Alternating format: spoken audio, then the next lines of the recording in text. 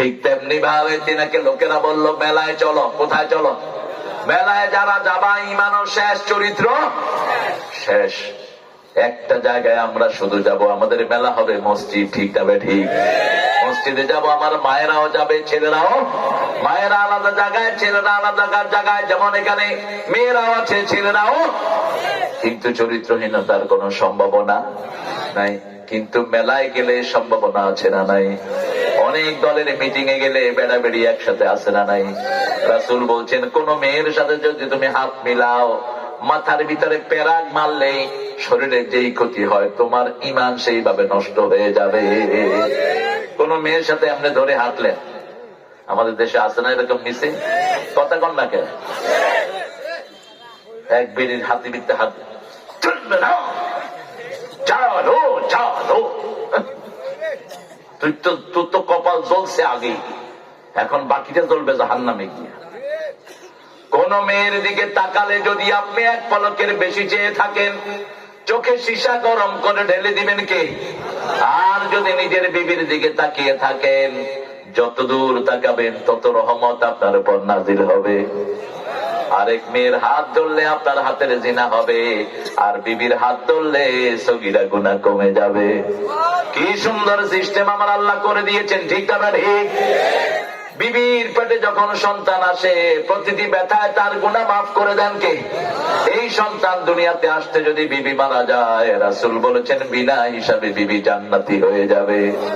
আর এই সন্তান তার ওই নারী ভুড়ি, ওই লম্বা নারী জাহান্নামে ফেলে মাকে তালাশ করবে, মা কোথায়, বাবা কোথায়।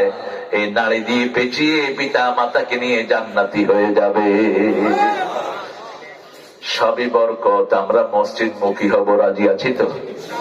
ইব্রাহিম আলাইহিস সালামের পরে ওনার কওমের লোকেরা বলল চলো মেলায় যাই। তিনি ফানাজারা নাজাতান ফিন নুজুম, তিনি তারার দিকে তাকালেন আর বললেন ইন্নানি সাকিম, আমি অসুস্থ। আমি কি অসুস্থ? সবাই যখন চলে গেল, একটা একটা করে কি ভাঙলেন? জোরে বলেন। একটা একটা করে সব ভেঙে বড়টার ঘাড়ে কুঠার দিয়ে রাখলেন।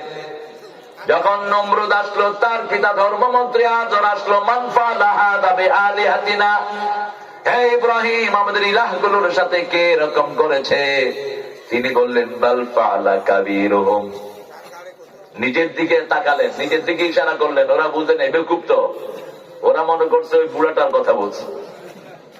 তিনি বললেন বাল ফাআলা কাবীরুহুম, এই বড়টাই কাম করছে। ثم نكسوا على رؤوسهم هؤلاء لا تنطقون। ও ইব্রাহিম, তুমি জানো এরা কথা বলতে পারে না। এবার তিনি ঘুরে দাঁড়ালেন, উফিল লাকুম উফিল লাকুম আইফকান আলিহাতান দুনাল্লাহি তুরিদুন। আফসোস তোমাদের জন্য, কেন ভুয়া ইলাহ বানিয়ে নিয়েছো? এক আল্লাহর সিজদা করো। আমার প্রিয় হিন্দু ভাই বোনেরা, আপনাদের মূর্তি পূজার কথা আপনাদের কোনো কিতাবে নাই। আপনারাও একটু চিন্তা করেন। মাটি দিয়ে আপনারা এটা বানান, এটার ইবাদত করেন, এটা লড়েও না, চড়েও না। ঠিক তবে ঠিক। এটার মুখে মাছি ঢুকে এটা তাড়াইতেও পারে না। এরপরে এটাকে নিয়ে কোথায় চুবায়? সিরাজগঞ্জে চুবায় না। সিরাজগঞ্জে বোধহয় হিন্দুও নাই। রায়গঞ্জে আছে? আছে? কই? আল্লাহ আমার ভাইদেরকে ইসলামের জন্য কবুল করো। আরো জোরে বলেন আমিন। ওরা বিপদে পড়লে কিন্তু দেবতারা ডাকে না, ওই যে মূর্তি করে ডাকে না। কারা ডাকে? জোরে বলেন। জোরে যখন তুফান আসে তখন কারা ডাকে? আল্লাহর ডাকে। তো এটারে ভুয়া ডেকে লাভ কি? বিপদে যে আশ্রয় দেয় তিনি হলেন আসল রব। ঠিক না ঠিক? বিপদে যে বাঁচায় তিনি আসল বন্ধু। ঠিক না ঠিক? হাসবুনাল্লাহু নি'মাল ওয়াকিল নি'মাল মাওলা ওয়া নি'মান নাসীর। সূরা হজরের শেষে আল্লাহ বলছেন হাসবুনাল্লাহ, আমাদের জন্য যথেষ্ট কে? রাসূল বলছেন এই দোয়াটা যে দৈনিক 7 বার পড়বে, তার জীবনে কোনো দুঃখ থাকবে না। তার যত সমস্যা হবে, সমস্যা সমাধান করে দিবেন কে? পড়েন হাসবুনাল্লাহু নি'মাল ওয়াকিল নি'মাল মাওলা ওয়া নি'মান নাসীর। আমার যখন ফুরাবে দিন, আসবে গহীন রাতি, থেকো আল্লাহ এ জীবনে ওয়ে চির সাথী, আসবে গহীন রাতি। একজন বন্ধু, তিনি কে? তিনি কে? ইব্রাহিম আলাইহিস সালাম বলতেন আমার খলিল হলেন একজন, তিনি কে? আল্লাহ। আল্লাহু ইউত'আমুনি ওয়া ইয়াসকিন ফাইদা মারিদতু ফাহুয়া ইয়াশফিন, সূরা শুআরা। আল্লাহ বলছেন যখন আমি অসুস্থ, ইব্রাহিম আলাইহিস সালাম বলছেন আল্লাহ আমাকে খাওয়ায় পান করায়, আমি যখন অসুস্থ হই আমাকে সেবা শুশ্রূষা করে দেয় কে? আমার অসুখটা ভালো করে দেন কে? আমাকে সব বিপদ থেকে হেফাজত করে দেন কে? এই জন্য একজনকে ডাকবো, তিনার নাম কি? আরো জোরে বলেন আল্লাহ। সেই আল্লাহকে ডাকার যে জায়গা, সেটার নাম কি? জোরে বলেন। আল্লাহকে যেখানে সেজদা দেয়া হয় সেটার নাম কি? এই মসজিদ যেন কারো ব্যক্তিগত সম্পত্তি না হয়। আন্নাল মাসাজিদা লিল্লাহ ফালা তাদউ মা'আল্লাহি আহাদা। মসজিদের মালিক কে? কোন ব্যক্তি যেন এটার মালিক না হয়। আমাদের দেশে বিভিন্ন জনে বিভিন্ন লেভেল লাগায়, এটা অমুকের মসজিদ, এটা হেমুকের মসজিদ, যা জায়েজ নাই। সব মসজিদের মালিক কে? যত জায়গায় বহু বচন ব্যবহার করেছেন আল্লাহ বলছেন মা কানা লিল মুশরিকিনা ইয়ামুরু মাসাজিদাল্লাহ ইন্নামা ইয়ামুরু মাসাজিদাল্লাহ লা তাদউ মা'আল্লাহি ইলাহান আখার আন্নাল মাসাজিদা লিল্লাহ। সব মসজিদের মালিক কে? আল্লাহ। মসজিদের মালিক কোন ব্যক্তি হতে পারে না। রাসূল মসজিদ বানালেন, সব নবীরা মসজিদ বানিয়েছেন। প্রথম মসজিদ দুনিয়াতে বানান কে? জোরে বলেন আল্লাহ। কোন মসজিদ? কাবাঘর। কোন মসজিদ? সেটা আবার সূরা আল ইমরানের 96 নম্বর আয়াতে আল্লাহ বলছেন ইন্না আউওয়ালা বাইতিন বুদিআ লিন-নাসি লাল্লাযী বিবাক্কাতা মুবারাকা ওয়া হুদাল লিল আলামিন। এই পৃথিবীর প্রথম ঘর বরকত দিয়ে আল্লাহ মক্কায় বানালেন, ওটাকে হেদায়েতের মার্কাজ করে দিয়েছেন কে? মসজিদ আছে যেখানে রহমত আছে, মসজিদ আছে যেখানে শান্তি আছে। এই মসজিদে যাওয়ার জন্য যদি নিজের কোরবানি দিতে হয়, রাজি আছেন না নাই? আপনারা তো কোরবানি দেয়া মানুষ। রায়গঞ্জ, বাংলাদেশে পুলিশ শায়েস্তা প্রথম হয়েছে এনায়েতপুরে। এনায়েতপুরে যদি পুলিশ শায়েস্তা না করতো, এই পুলিশের অত্যাচারে আমরা থাকতে পারতাম না। ঠিক আছে? আর সেটার সফল বাস্তবায়ন হয়েছে রায়গঞ্জে। কোথায়? রায়গঞ্জে। আল্লাহ রায়গঞ্জের সবাইকে আপনি কোরআনের জন্য কবুল করুন। মারছিল? আপনি মারছিল? কত ভালো মানুষ, সরল মানুষ। আল্লাহ কবুল করুক।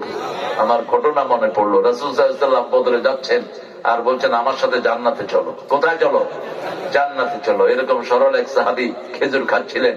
ইয়া রাসূলুল্লাহ, আপনার সাথে গেলেই কি জান্নাতি হয়ে যাব? কয় হ্যাঁ, বদরে গেলেই তুমি জান্নাতি হয়ে যাবে। সাহাবী বলছেন বাহ বাহ, আল্লাহাতুল মাহাল্লি মা আহসানাহু ওয়া মা আ'জাবাহু। কি সুন্দর কথা, কি অবাক করা কথা বললেন ইয়া রাসূলুল্লাহ।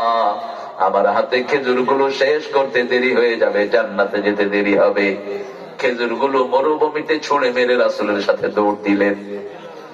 কাফের মেরে তিনিও শহীদ হয়ে জান্নাতি হয়ে গেলে, আমরাও শহীদ হয়ে জান্নাতি হতে চাই। ঠিক তবে রাজি আছেন মুসলমান? হাত তুলে দেখা দেন।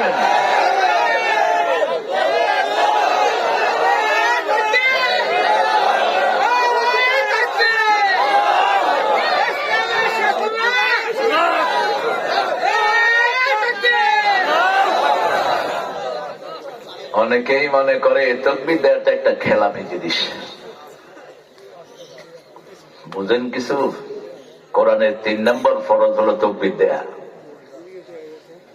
কিছু ভদ্রলোক আছে, ওনারা দিবেন না। তোমার ভদ্রলোক তোমাকে জাহান্নামে নিয়ে যাবে। তুমি তাকবীর দিবা ফরজ। রাসূল যখন ওহী পেয়ে ঘরে ঘুমাচ্ছিলেন, শরীরে কম্বল দিয়ে আল্লাহ বলেন ইয়া আইয়ুহাল মুদাসসির, এই কম্বলওয়ালা গেলাম, কম উঠো। তুমি উঠলে 250 কোটি মুসলমান উঠবে। সুবহানাল্লাহ। ফাআনযির, তুমি সতর্ক করো। 3 নম্বরে বললেন ফারাব্বাকা ফাকাব্বির ওয়া রাব্বাকা ফাকাব্বির, রবের বড়ত্ব বর্ণনা করো। তাকবীর তাকবীর।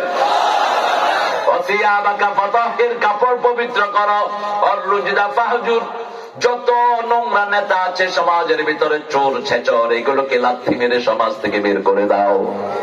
রাসূল যেমন মক্কাতে পারলেন না, মদিনায় গিয়ে সমাজ সংস্কার করলেন, ঠিক না ঠিক?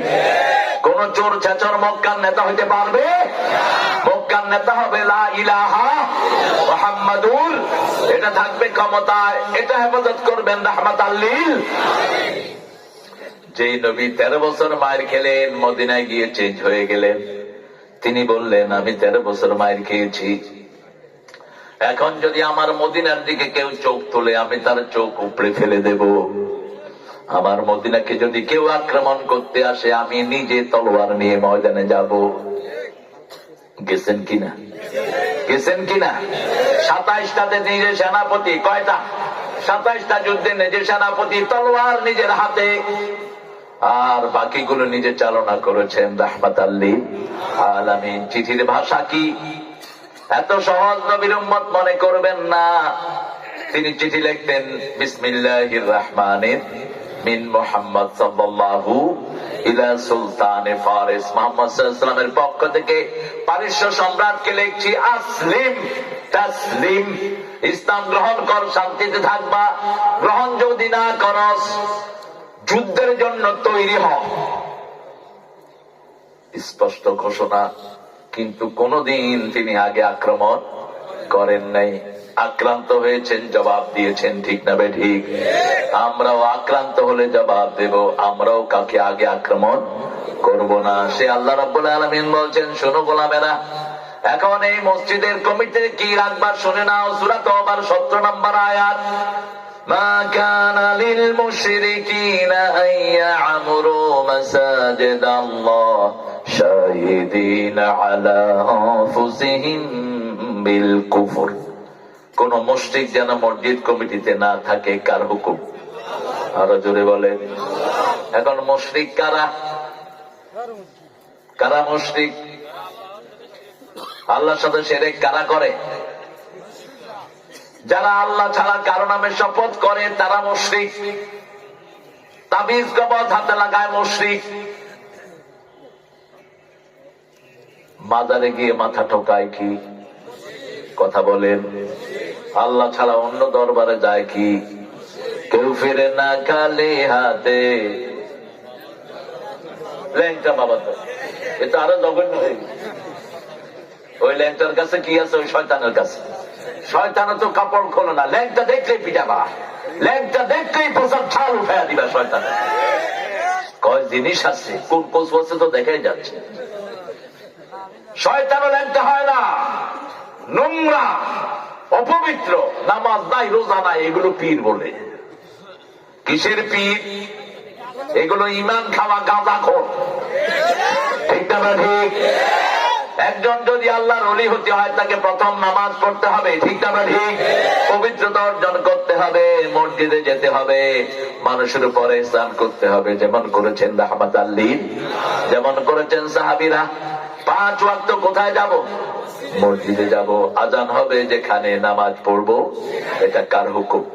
আল্লাহ বলছেন সূরা জুমার ভিতরে, ইয়া আইয়ুহাল্লাযীনা আমানু ইযা নুদিয়া লিস-সালাতি মিন ইয়াউমিল জুমআহ ফাসআউ ইলা যিকরিল্লাহি ওয়া যারুল বাই', যালিকুম খায়রুল লাকুম ইন কুনতুম তা'লামুন। ও মুমিনেরা, যখন জুমার দিন মুয়াজ্জিন আযান দেয়, তোমরা ব্যবসা বাণিজ্য, চাকরি বাকরি বন্ধ করে মসজিদে যাও। কোথায় যাও? মসজিদে যাও। হুকুম কার? যেমন আল্লাহ হুকুম করেছেন, সকাল থেকে সন্ধ্যা পর্যন্ত কিছু খেতে পারবা না, ঠিক না ঠিক?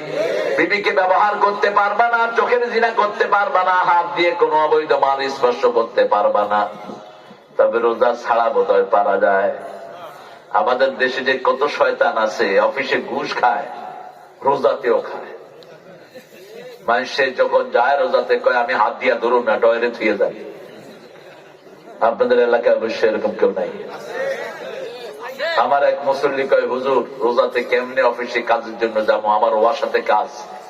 আল্লাহর কাছে বলতে বলতে পরে অফিসে গেলাম, দিকে দিকে মাথায় টুপি, রুমাল টুমাল দিয়ে, কপালে দাগ, সুন্দর এক ফেরেশতা টেবিলে বসা। আমি গেলাম, যাক আল্লাহ তোমার শকর, কি সুন্দর মানুষ পাইছি গো। কয় স্যার আমার তো বাসায় ওয়াসার লাইনটা বন্ধ হয়ে গেছে, আমি বহুদিন ধরে কমপ্লেন দিচ্ছি, কেউ কাজ করে না স্যার, এখন আপনার কাছে আসছি, আপনি একটু আমার লাইনটা ঠিক করার ব্যবস্থা করে দেন। কয় কথা তো ঠিকই বলছেন আপনি, আমি ডয়ার খুলে দিলাম, যা দেয়ার এখানে দিয়ে যান, আমি রোজার পরে দেখবো কত দিছে। এটা রোজা হবে? কথা কন না কেন? এটারে তখনই ঝাড়ু দিয়া পিটানো দরকার ছিল, তখনই যদি কুত্তার মতো পিটানো যেত আর ঘুষ বন্ধ হয়ে যেত।